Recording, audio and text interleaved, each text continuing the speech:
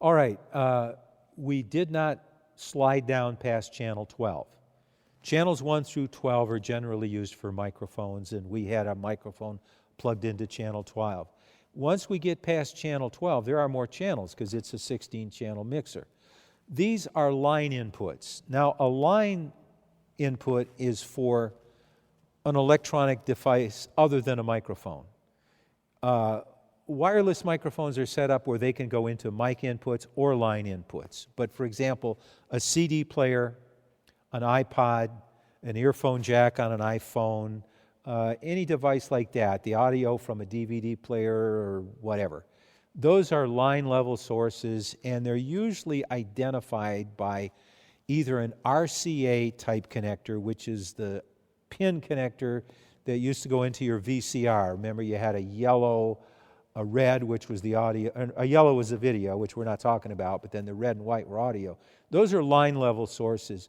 There are a pair of RCA jacks on the front of the mixer, which we'll show you, and those are controlled by these two inputs. Now, they're ganged together because what we're actually doing here is we're combining the stereo, because we're not really using stereo in the church. It's not practical. People over here would hear the left, people over here would hear the right, and the only people that would hear stereo, people in the middle. So I don't bother setting up live systems for churches in stereo. So we have two inputs, but basically they both go to the same place. Now, the mixer also has an internal USB player. So you can have music on a USB memory stick, plug it into that slot, and you would control the volume here where it says player. Now, I've already told you that this is not where you want to be, and these are wisely muted. This is the effects. We've got plenty of effects going on in this room.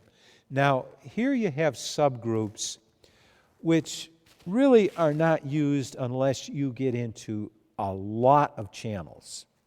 Usually you don't use subgroups unless you're using 24 or 32 channels.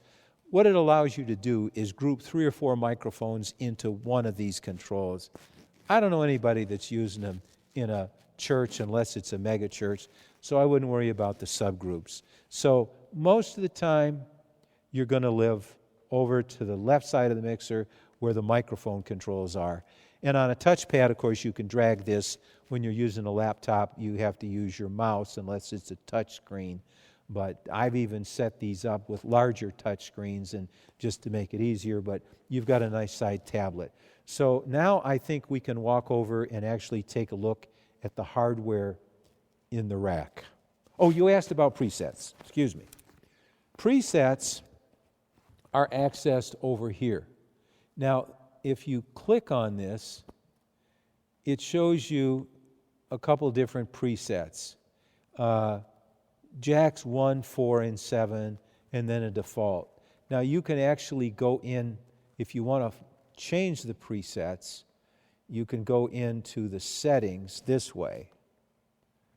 And let's see, settings, and then you go to shows right here. And this is where you put in your, now a show consists of a number of snapshots. For your purposes, all you're going to do is save a snapshot. So if you get the sound all set the way you want it, you can save it, you can name it, and then when you click over here, it will show up as a snapshot and you can select it. What a snapshot does is it basically digitally takes a picture of the entire mixer, the way you have everything set, and it saves it, and you can recall it just by pressing load. So that's the purpose of the presets.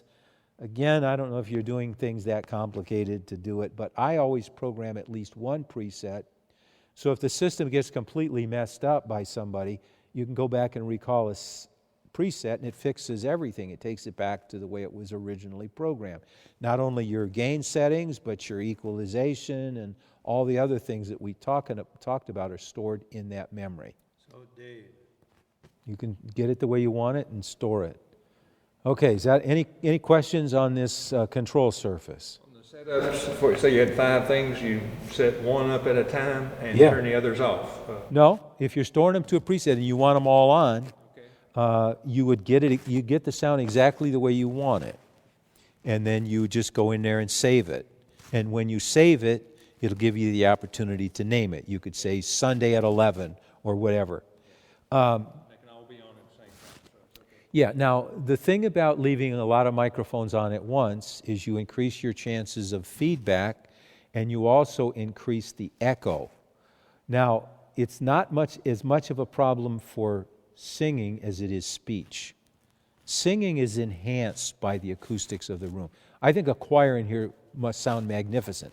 If you ever get one in here, which I hope is sooner rather than later, because this is a marvelous room for a choir or an organ or the keyboard, but it's a little on the live side for speech, which means you don't want to add any more. That's why we're not using the effects. So when the pastor's giving his sermon, I would mute all the other mics.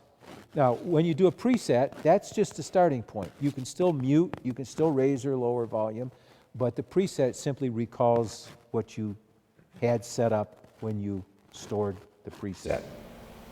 We will, when the preacher preaches, I know there's echo. Mute everything else, Yeah. everything except the mic he's using. And could edit his mic a little If you need to. Basically, for speech, to cut the reverb. cut the lows, 200 to 500 hertz. Make sure you don't take too much so he doesn't sound like he's on a, megaphone.